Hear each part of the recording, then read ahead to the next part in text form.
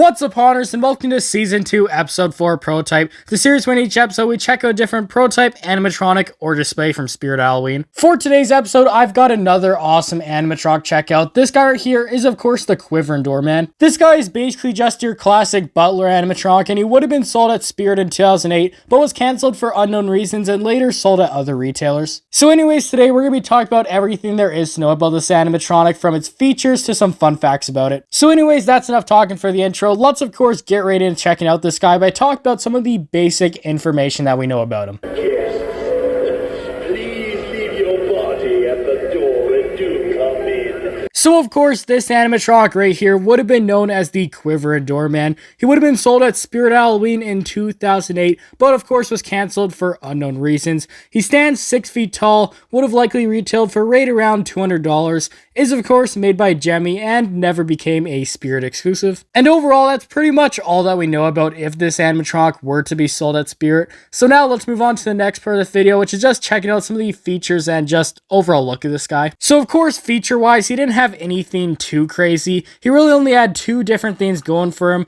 The first thing is of course his shaken animation, which overall I'm not the biggest fan of when they include this with animatronics, but for him I did like the look of it. It does look pretty well done. Another feature he did have too is the light up candelabra, of course to make it look like the flame on it is actually lit up. I do wish they would have gone with some more animation for this guy, like if he were to have some mouth animation that'd be awesome, or just like a head turn something. I feel like it really needs just something else than just this shaking animation, but overall for what it is for an older Gemmy animatronic, it's not the worst out there, and I think these features are alright. And then yeah, just looking at all the details here of this prototype, it overall looks really awesome. The face right there, I don't like how they went for this sort of scared look, like it looks like he's scared. I wish it was more of a creepy looking face, but overall it does look like a nice sculpt, and it's not the worst we've ever seen. Also, like his clothing he has on, it looks all nice, and definitely if you're doing a haunted mansion theme, this is something that would fit perfectly in.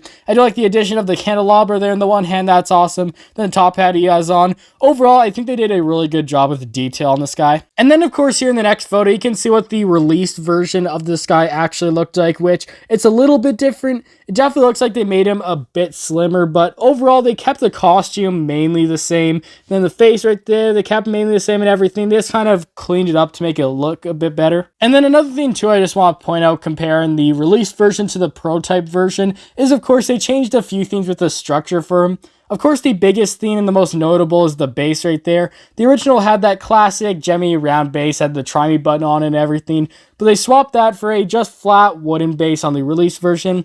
Another thing is a lot of older Gemmy animatronics had those pop-up sort of structures where, of course, they were in the box and then you just pull it up and it all fits together. But for this guy, they just sort of went with the pole design instead of this pop-up one which Gemmy used to use. Which overall, I find it a bit strange that they would have changed his structure like this, but overall, the release version definitely looks a bit better, and yeah, overall, he's an awesome animatronic. And now moving on to the final part of the video, let's talk about some fun facts about him. Starting off, I want to talk about how this guy was very close to actually being sold at Spirit in 2008, because of course, at a Spirit Halloween convention display they did that year, you of course can see this animatronic setup, which typically whenever they did these conventions, lots of the animatronics that had on display were ones that they were actually intending to sell that year. So it is very interesting that they decided not to sell this guy after it was this close to being in stores, so I really wonder why they did decide to cancel him. But anyways, another little fun fact about him is how the candelabra he had there in the one hand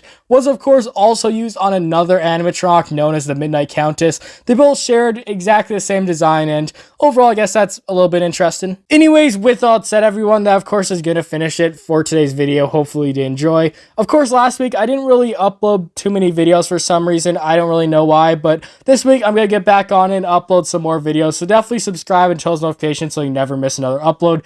Anyways, I'll see you next time. Goodbye.